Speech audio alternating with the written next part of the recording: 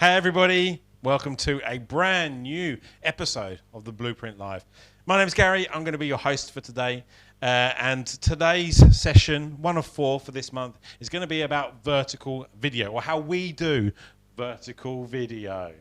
So first off, we are going, well, thanks so much for joining anyway. I know it's your lunchtime, we're very busy, we'll crack on. We're going to cover off just who we are very briefly. So we're Capital Content. You can check us out at capitalcontent.co. We do video content, social media management, graphic design, podcasting, live streams, all anything digital. So if ever you need anything, you can give us a shout. But today we're going to teach you how to do your own vertical videos. So, why vertical video? Let's start at the very beginning. Why vertical video? Before we go into kind of the 3 key areas, I just want to talk about IGTV. So we originally, maybe 2018, 2019, Instagram dropped a product called IGTV, and we laughed them out of the schoolyard. Everyone hated it. Instagram were like, oh, this is the future of video. Vertical video is going to be the future of video. Everyone kicked them out saying it was a stupid idea. Now, it is one of the most consumed pieces of content ever, right? Every different type of social media platform has a vertical video solution. You look at Snapchat, Instagram, TikTok, all of that stuff. So thanks, IG, for giving us the idea back in 2018. TikTok, they are winning the game. So the 3 key reasons as to why vertical video. Not only is it, does everybody's doing it, what we're actually looking at is a low tech barrier, right? If you've got a mobile phone in the pocket right now, which everybody does, we can all create vertical video. We don't need to go pro. We're going to teach you how to go pro if you do want to do that. But you are able to create vertical video right now with a phone in your pocket. So talking about phones, it does work on all devices. So if you are those idiots that happen to have an Android phone, then yes, you might be able to make vertical video. But if you're cool and like the rest of us and use iPhone, absolutely we can make vertical video. The cameras are great nowadays. You can shoot in 4K, you can shoot 120 frames a second. It's very easy to create across any smartphone. Also, it works across all platforms, kind of. So we are obviously broadcasting right now 16:9, but YouTube does have its own 9:16. It's vertical video format called YouTube Shorts. There, like I mentioned, there's Instagram, TikTok, Snapchat. Everybody has a vertical, every social media platform has a vertical video solution to be able to post your content over. And what we actually suggest is maybe going to a site called repurpose.io where you can post on one platform and it then automatically posts across all the others. But we'll talk about that later. So how we create vertical video. The key thing that we love here are acronyms or initializations, whatever it might be. And one of our favorite ones is speed. We create content with speed, and I want you guys at home to be able to put this acronym into place. So the initial one, the first thing you need to do is strategize, right? Don't just go out into the car park and then go, oh, I need to now create a video. What should I create? You need to think about the video or videos, definitely videos, that you need to create before you go and press record. Otherwise, you're going to completely waste a whole bunch of time. You really want to write down 50 ideas to be able to create a whole bunch of content. Rather than do one every day, Then, once you've thought about these 50 ideas written down in a spreadsheet, then you go outside and start shooting and interviewing, all that kind of stuff. Once you've shot everything, bring it back to the office, bring it back to your home, and start editing. And we, as an agency, we actually edit it 3 times. We give you 3 different types of feedback processes to be able to get the right type of video. For you guys, what we would suggest is that once you've shot the video, brought it back and edited it, send the video to somebody that's completely out of your organization or someone that's never seen the video before. Make sure they've seen it blind and get them to give you feedback on that video. Is it too long? Is it boring as fuck? The first 5 seconds, do you need to capture the attention better? Do you need title cards? You need subtitles? Make sure you get feedback from someone that doesn't know what they're doing. And then edit that video the second time and deliver. When we mean deliver it to client. And we usually do that within 5 working days of the first edit. But for you guys, what you need to do is deliver that content over your social platforms. And like I said, you want to look at a solution called repurpose.io where you're able to upload your single 30-second vertical video, and then it automatically posts across all platforms. You really want to focus on reusing that piece of content to get it into the right audience at the right time. So don't just post it once. post it Monday 1 o'clock, Wednesday 7 p.m. just to see where it gets the most engagement and fine tune using your reporting, like I said, of the right content for at the right time. Cool. Now I'm going to introduce to you our production assistant, Charlie. Hello, Charlie. Hi, Gary. How are you? I'm wonderful. As if by magic, you've just magically appeared. So thanks so much for joining. So you are going to, now that we've told everybody how to kind of think about creating video content, they need to pack a bag before they go out on a shoot, right? Absolutely. And we're going to talk about 2 different levels, beginner and professional. Yeah. So tell me a little bit about what people should have in their kit bag for a beginner. Well, of course, first thing is a phone, which Absolutely. most people do have. Of course, you need to have it vertical, which is where this stand comes in. So the stand will keep it nice and steady, so you don't have the little shake. Yeah, if you're hungover on a Friday, you've Yeah. got a bit of shaky hands, right? Yeah. And then a mount on it. So a lot of these actually only do landscape, whereas this one can do vertical. Yeah, which so you is just very kind of important. Yeah, you just kind of undo the little knob at the back there, spin it round, and Yeah. you're right, it is super important, and we tell you why it's important to ensure we have vertical video for a vertical platform. Yeah. And we talk about that a little bit later. So super key, beginner, all you need is some sticks and a phone holder that allows you to go vertical, right? Yep. If we wanted to go professional, Yeah. what would we do? If you follow me over here, I've got... Look at this amazing angle. Oh my goodness, we are so good at live streaming. Capitalcontent.co. The plug. Right, so I've laid out one of our basic bags. I mean, I say basic, there's a lot of pro tech here. So this is a bag that we'll bring on. So a pro camera is one of the important things. Yeah, that's the Black Magic. Yep. Lenses with that, of course. Cool. We talk about lenses in a little bit, right? Yeah. So there's 3 lenses there, and we actually go through what we recommend. If you were to go pro, to have 3 lenses in your bag, right? Yeah, perfect. And then, of course, ND lenses to go with the lenses. So now what these are if you are in a room or outside which is overexposed, Yep. then this is like sunglasses for your lenses. That's right. Rather than change the aperture, rather than getting too difficult, rather than reduce the aperture, Yeah. you actually want to chuck some sunglasses on there. Yeah.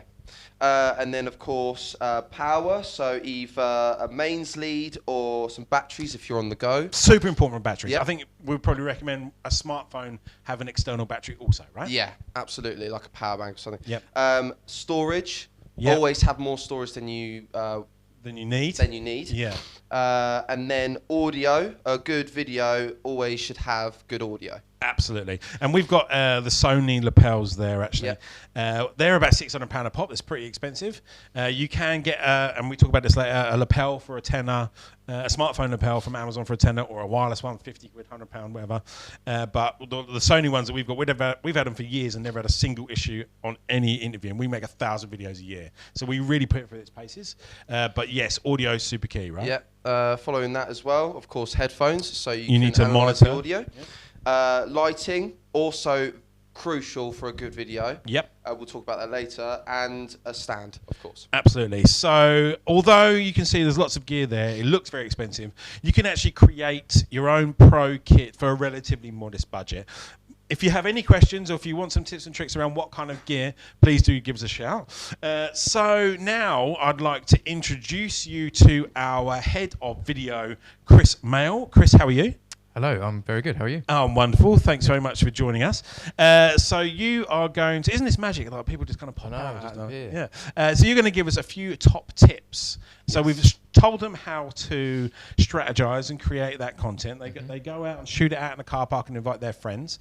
But there's a few basic tips that we need to have when creating content using a mobile phone, right? Yes, correct. What are those tips? So yeah, a few tips here. So the first one, shooting yourself and the light in front. So if you have your phone out, holding it vertically, you want the light in front of you. So basically behind the camera, lighting you.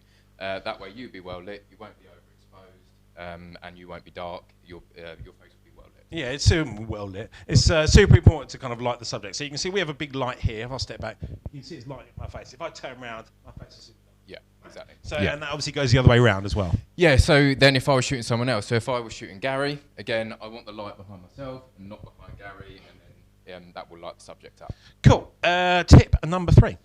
So good audio. The difference between a good video and a great video is audio. It's really important to check if you're recording on your phone, be in a quiet room and check the audio just to make sure that everything works. If you want to take it to the next level, you can buy a lapel. They're £10 on Amazon, and that'll be much better quality. Yeah, the key thing to think about there is where the microphone is, right? We're obviously holding microphones here, but the microphone when you're doing kind of a selfie video is a metre away from you, and it's going to sound like shit, right? Yeah. So a £10 lapel or a £50 wireless one from Amazon, super important. Yep. And number 4, vertical hold. Yep. So hold your phone vertically. You can hold landscape, but you really want to hold. Yeah, that's right. And then this kind of goes out to the boomers. What we don't want is horizontal video posted on a vertical platform, right? One, the algorithm doesn't like it. 2, the viewers don't like it, right? We don't want to see that horizontal video and the 2 black bars above it. So vertical video is super engaging right now. There's loads of organic reach that you get. Make sure you are holding your phone vertically for the platform, right? Yes, exactly. And number 5. And the final one, think about the B-roll. So if I was to be interviewing a mechanic, I want to think about the B-roll to put over that video. So whether it was shots of cars, engines, everything like that. Exactly that. And so as an example, maybe an accountant, right? If we were to interview an accountant, if you are an accountancy firm, you're going to interview one of your partners, for example. They know what they're talking about, but they might stutter, they might have to repeat themselves, and what happens is we cut bits out of that interview to make it sound like they've said it seamlessly. Yes. We then want to hide those cuts by putting B-roll, relevant footage over the top of it, and that might be a shot of them tapping on a calculator or an abacus or whatever it is, right? Yes. Maybe not an abacus, it's not in 1820, but a calculator more so, right? Okay, cool. So now, and we mentioned kind of this earlier, we're going to talk about lenses, right? So we use the MFT lens mount, but if you've got Canon or Sony, again, this is for pro video, we recommend for any of the MFT style these 3 lenses, and we can pretty much create anything from these. Yeah, right? These are the 3 lenses that we pretty much use most of the time at Capital Content. But if we start with the 25mm, so this lens we would mainly use for interviews. And if we go over to the studio or into our office, we can see Beatrice. Hi, Beatrice. So as you can see, this is, like I said, we'd mainly use this for interviews. It's like a mid shot. It's got a good depth of field, so you've got the blurry background, and then the subject is in focus. Yeah, I think this is a staple lens for us, right? We can pretty much create anything that we wanted to with a 25mm lens. It's great for interviews because it's that mid, from the ribs up. There's a bit of shallow depth, so we've got the emotive blurriness behind the subject. And if we wanted to capture some B-roll with that 25mm lens, it is possible as well. Yes. But we would probably use what looks like the second lens that you've written down here. Yeah, so the next one would be the 42.5. So like Gary said, we can use this as an extra lens for interviews, but then really we would also use it for B-roll. So if we cross back over to the office, the camera's in the same place, but as you can see, it's the shot is a lot closer. It's much tighter, right? Yeah. It's a lot tighter, so this is why we would use it for B-roll. It's just, Yeah, and I think, as a tip for people that haven't really shot video content, what we would do is, if we were to capture B-roll, let's say lean over the shoulder of somebody typing on a keyboard, they would get really nervous if we use the 25mm because we got to get quite close. Whereas the 42.5mm is, we can still get really close to a subject, but be 6 to 10 feet away, and that makes the person that's, let's say, typing on a keyboard a little bit more at ease, because there's not a big hairy man like myself leering over them with a camera, right? And then lastly, we've obviously written pancake here. Yes. So what is the pancake? So this is the pancake lens. So this lens is very good for small spaces because it's a lot wider, and also good for outdoors sort of landscape shots. If you're filming an event. If you go over to the studio, the office, you can see B again, so you can see just how wide the lens is, and you'll also notice there isn't that depth anymore, because with a lens like this, the majority will be in focus. Yeah, what's good with a wide shot like this is what we call establishing, right? So if you were to make a video for a university, let's say, what we would do is cut to a an establishing shot, Yeah. and then that shows the subject that we're talking about, and Yeah. then it would go into an interview. Yes. You're not going to be able to capture that establishing shot With the other two. with the other two Yeah. lenses, right? Yeah. So I think what we're saying here is the 25 is good for interviews, the 42.5 is good for B-roll, and the pancake is good for big, wide establishing shots. Yes, right? exactly so that. across all three of these lenses, we can pretty much capture any type of video content. Yes. you Yeah, know? definitely. Wonderful. So, now that we've shot everything, We now we edit. need to edit all of this footage. So these are two Adobe bits of software. So we've got Adobe Rush and Premiere Pro. Adobe Rush is really for beginners. It allows you to cut and paste clips together. It's free. You can get it an app for your phone and desktop. And it's great if you then want to move on to Premiere Pro, which is more advanced because of the way it's set out. Yeah. Sometimes you can go into Premiere Pro, which is more advanced, which we use here, and it looks. Yeah, it's, You haven't seen if it you before. opened up Premiere now, you'd shit yourself, Yeah. right? Because it just looks so busy. Yeah. This is a watered-down version made by the same people, Yeah. and if you understand like scissors and glue and stuff like that, you're gonna know how to use this, right? Mm-hmm. There's transitions, there's music, there's effects. We call them LUTs, Yeah. but there's like Instagram filters to be able to put over footage and stuff. But what happens is if you know how to use Adobe Rush, you'll then be able to use Premiere Pro, and any projects that you create from Adobe Rush, you can then actually open them up in Premiere Pro as well. So Yeah. this is a long-term strategy around managing professional video content for your business Yeah. in-house, rather than Yes. having to visit capitalcontent.co to get us to make the video content for you. So absolutely Adobe Suite, 100%, right? Thanks very much, Chris. So as a conclusion, obviously you can add your questions into the comments piece, and if you've got any questions, we'll be able to answer this at the end of the show. Thanks so much for listening. So yes, it's a low tech barrier, right? If you're an idiot and you've got an Android, and if you're a cool person and you've got an iPhone, you can still create the content. It works on every platform and every device. Create content with speed, so strategize, produce, edit again, and deliver. Try and keep that process in mind whenever creating content. Remember the simple production techniques that you use with your phone. That's just going to bump up your production level without actually doing that much more. It's all about light and audio. Start with Adobe Rush, move over to Premiere Pro. And then something that we haven't spoken about is creating content for your audience. You know, a lot of people create their content about themselves, but your audience doesn't care. What you need to do is think about the content that you're creating and your audience. And what does your audience want to see? Make videos that your audience want to see, and hopefully the crowds will come rolling down the hill and spending all those lovely pounds. Okay, thanks very much for tuning in. We'll open up to Q&A. So, Beatrice, do we have any questions? Yeah, we have a couple of questions from the Good, audience. good. So I'll start with the first one, which is, what are the benefits of an agency doing it for me instead of just doing it myself? We are an agency, right? So I would definitely recommend an agency making the video content for you. But there are pros and cons of both, right? The pros of an agency creating the video content for you are the fact that you get them initially for 12 months out of the year rather than 11 because of annual leave, for example. There's no sick leave. We have all of the gear, or the agency has all of the gear. There's no infrastructure spend, as well as onboarding and staffing costs to be able to create content in-house, to do a with an agency. So then there are pros to get someone doing it in-house, which could be, you know, living the brand and living the values of that company themselves. So sometimes it's difficult for the agency to obviously run by those values because we have our own values, and you know. But what does tend to happen is they have blinkers on and they have trouble kind of cross-pollinating all of their ideas from video to video. Like I said, there's pros of doing it in-house, but there are also pros of doing it in an agency. We'd definitely recommend doing it via an agency. Any more questions? I think we've got another one. Yeah, there's one more question, and that is, how do I make my vertical video go viral? Oh, lots of V's in that question. Yeah, vertical video viral. Yeah. So you can't. You don't make your video go viral. Your viewers make your vertical video go viral. So there's a TED Talk that I would super recommend watching. It's by the head of video for YouTube a few years back now.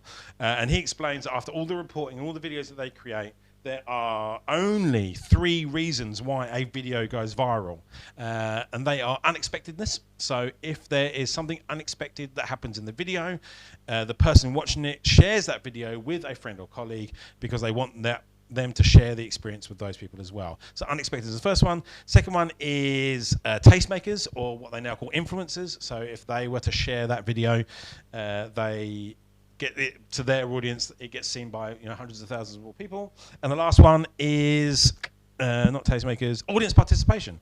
So classic example, again a few years ago, pre-pandemic, Ice Bucket Challenge, right? I think we all have seen 1,000 Ice Bucket videos. That went viral because there were it was an audience participation. People were creating video. It's like Stitch on TikTok. The reason it goes viral is because there's audience participation. No more questions? No more questions. That's Lovely, wonderful. Well, thanks very much for tuning in. Like I said, there are a whole bunch more events over the coming weeks, every Wednesday, 1 o'clock. You can catch up on all of these videos over on our YouTube channel. You can see all the details at capitalcontent.co. My name's been Gary, and we will see you again soon. Bye-bye.